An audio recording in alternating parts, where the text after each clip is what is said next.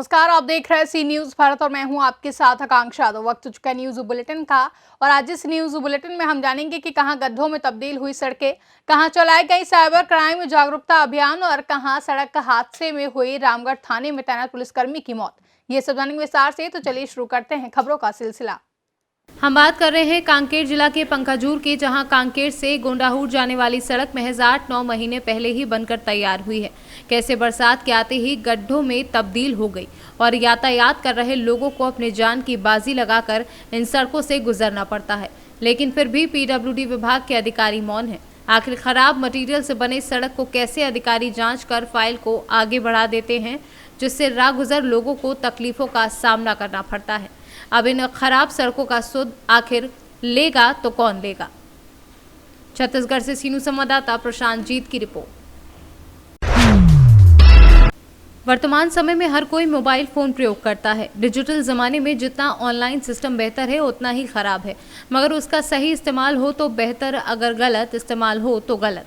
वर्तमान में हर कोई अपना समय और पैसा दोनों बचाना चाहता है और लोग डिजिटल सिस्टम प्रयोग करते हैं। डिजिटल सिस्टम प्रयोग करना बेहतर है, किंतु सावधानी बरतना बेहद महत्वपूर्ण है। बढ़ते साइबर क्राइम के चलते छात्र युवा मंच और थाना गोंडाहूर ने गोंडाहूर में युगल रूप से जागरूकता अभियान चलाया। सोमवार 6 दिसंबर को थाना गोंडाहूर और छात्र युवा मंच ने गोंडाहूर स्कूल में जागरूकता अभियान चलाया, जो कि सफल रहा। साइबर क्राइम जागरूकता अभियान में थाना प्रभारी एच.एस. दुर्वे ने छात्र युवा मंच की मदद की और स्वयं इस अभियान में जुड़े। इस अभियान में छात्र युवा मंच और थाना गोंडाहूर ने स्टूडेंट से बात की, साइबर क्राइम कैसे होता है इस बारे में बताया और इससे कैसे बचे इसकी जानकारी दी।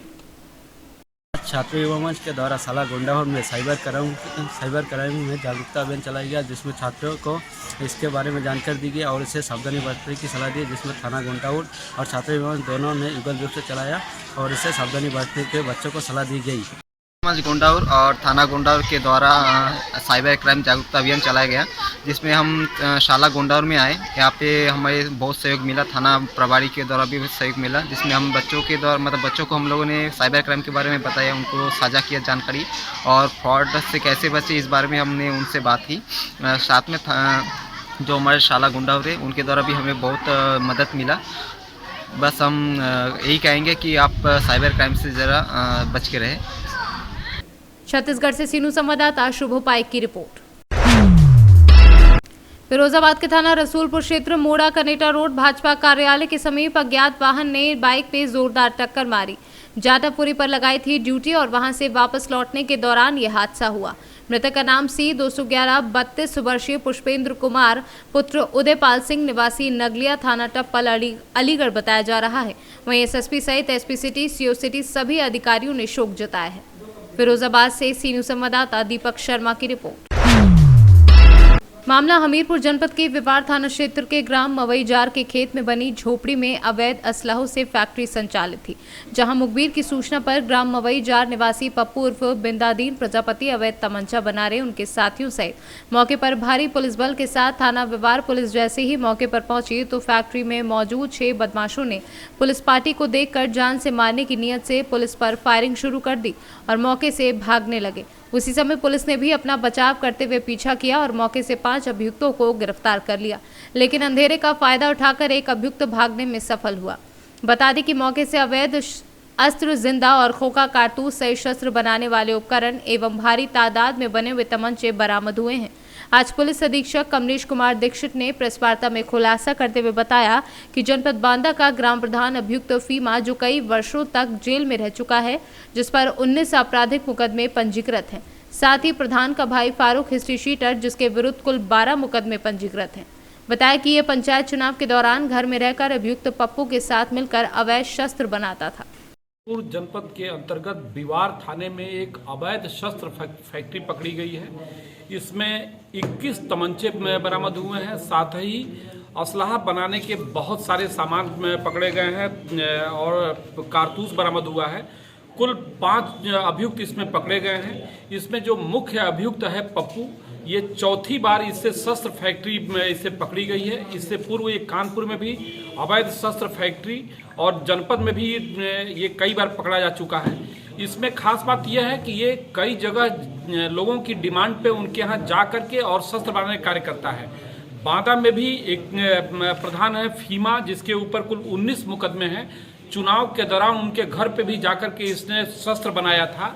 आज इसमें बांदा से प्रधान अपने भाई, जिसके ऊपर 9 मुकदमे हैं, अपने साले और अन्य 2 लोग भी इससे शस्त्र बनवा रहे थे। इसी दौरान सूचना मिली, सूचना पर इसमें ये पकड़े गए और मुठभेड़ के दौरान गिरफ्तार हुए और उसके बाद से इनसे ये रिकवरी हुई। इसमें पुलिस द्वारा बहुत अच्छा जो कार्य किया गया है, उसके लिए 25,000 रुपये का इनको पुलिस टीम को इनाम दिया गया है। लगभग सर कितने कट्टे बरामद किए गए? इनसे कुल 21 तमंचे बरामद हुए हैं और बनाने के बहुत सारे उपकरण बरामद हुए हैं। हमीरपुर से सीनू संवाददाता राम सिंह राजपूत की रिपोर्ट। एनएचएम संविदा कर्मियों का 6वें दिन भी धरना प्रदर्शन जारी रहा। मोहम्मदी सामुदायिक स्वास्थ्य केंद्र पर कर्मचारियों का लगातार धरना चल रहा है। अपनी कई लंबित मांगों को लेकर संविदा कर्मी प्रदर्शन कर रहे हैं।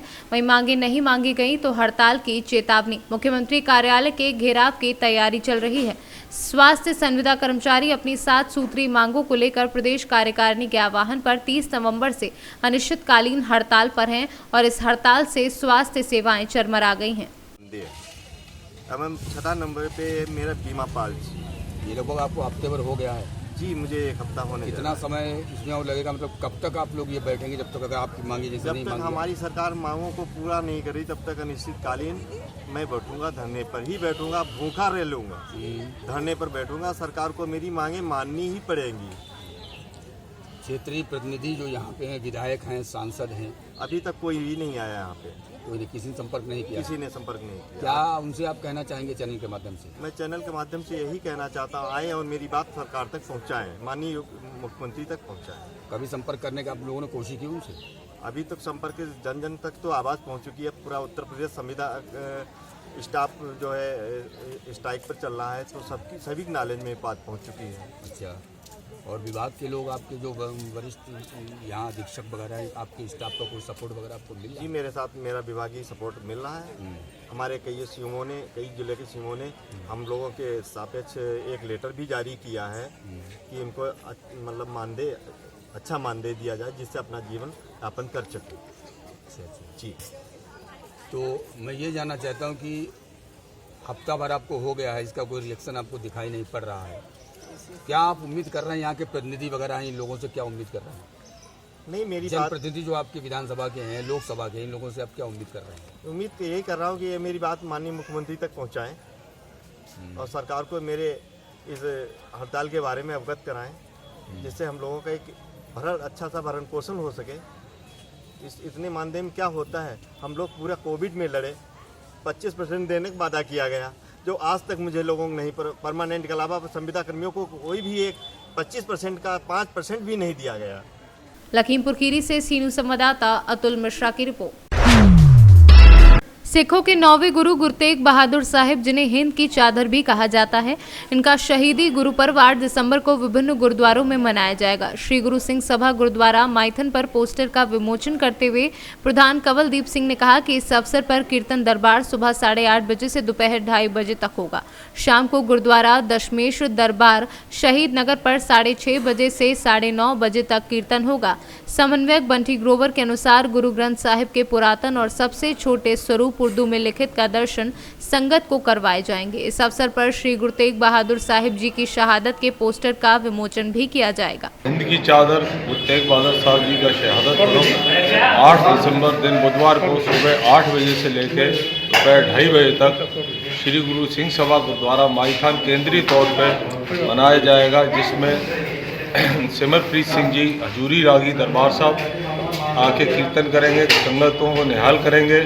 और बेनती है कि सिखों के अलावा आज जो हम भाषा कहते हैं, गर्व से कहो हम हिंदू हैं, उन्हीं की बदौलत आज आप गर्व से कह पा रहे हैं। और उनका शहीदी दिवस कब मनाया जाएगा, किसका तर्क है?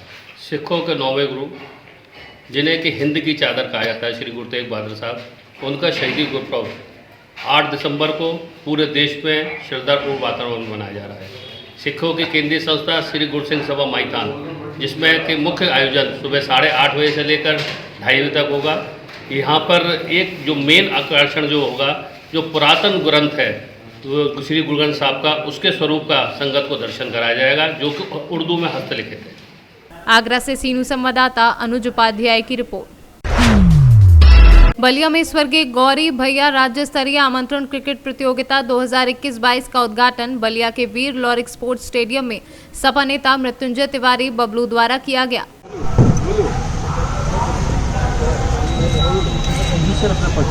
आज अभी फीता काटे हैं, किस चीज़ का कार्यक्रम चल रहा है? मैं मृत्युंजय तिवारी बबलू, नेता समाजवादी पार्टी बलिया नगर जी। आज क्रिकेट के जो शुभारंभ यहाँ हुआ ड्यूज बॉल से, लेदर बॉल से, उसका उद्घाटन करने के लिए बच्चों ने कहा, मैं उनका उत्साहवर्धन करने के लिए आ गया। और दूसरा चीज़, हम सब के नेता थे स्वर्गीय गौरी भैया, जिनको हम लोग अपना आदर्श मानते हैं। वो कई बार एमएलए रहे और आदरणीय नेताजी के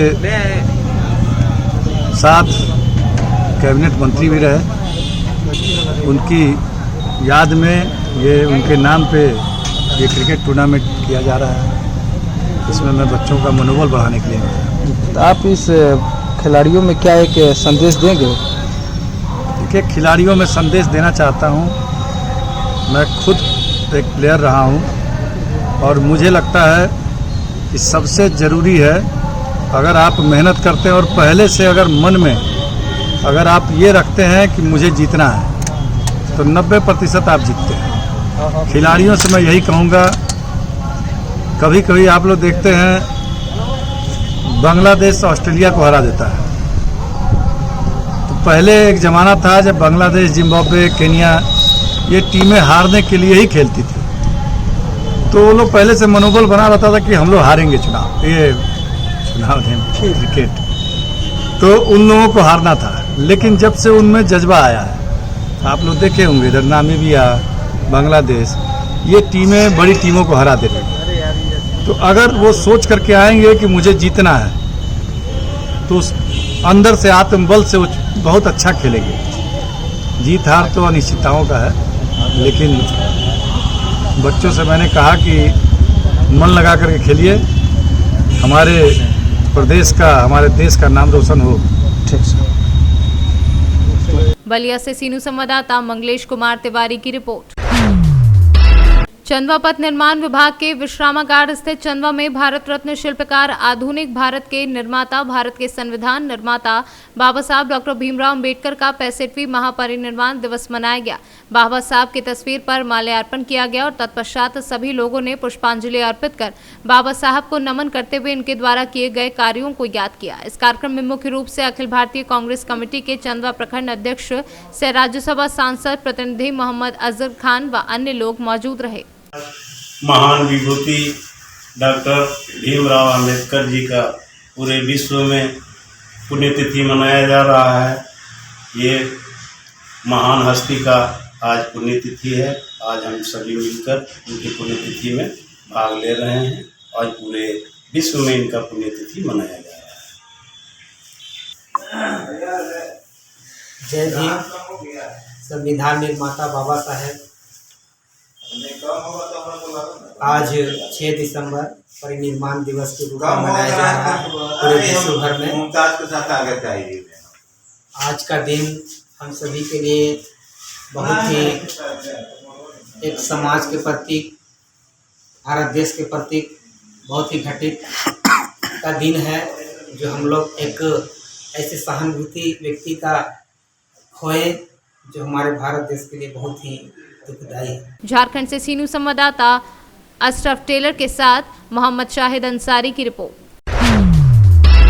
नलखेड़ा में भारतीय संविधान के शिल्पकार, भारत रत्न बाबा साहब डॉक्टर भीमराव अंबेडकर के महापरिनिर्वाण दिवस पर माल्यार्पण व पुष्प अर्पण कर चरणों में नमन किया, जहां सुसनेर विधायक प्रतिनिधि सुनील सूर्यवंशी, देवी सिंह बंजारिया, पार्षद गोवर्धन सूर्यवंशी, भगवान सिंह बंजारिया व अन्य लोग उपस्थित थे। भारतीय संविधान के निर्माता बोधिसत्व भारत रत्न बाबा साहब डॉक्टर भीमराव अंबेडकर जी का महापरिनिर्वाण दिवस पर सभी बाबा साहब के अनुयायी ने उपस्थित होकर बाबा साहब की प्रतिमा पर माल्यार्पण कर और इस महापरिनिर्वाण दिवस पर बाबा साहब के श्री चरणों में सादर नमन किया। जय भीम, जय भारत। मध्य प्रदेश से सीनू संवाददाता बाबूलाल की रिपोर्ट। छतरी नाका चौराहे पर यातायात पुलिस ने चलाया 2 पहिया वाहन चेकिंग अभियान। एसआई नरेंद्र त्रिपाठी ने बताया कि सिरोंज थाना प्रभारी के निर्देश अनुसार सिरोंज में चेकिंग अभियान चलाया जा रहा है।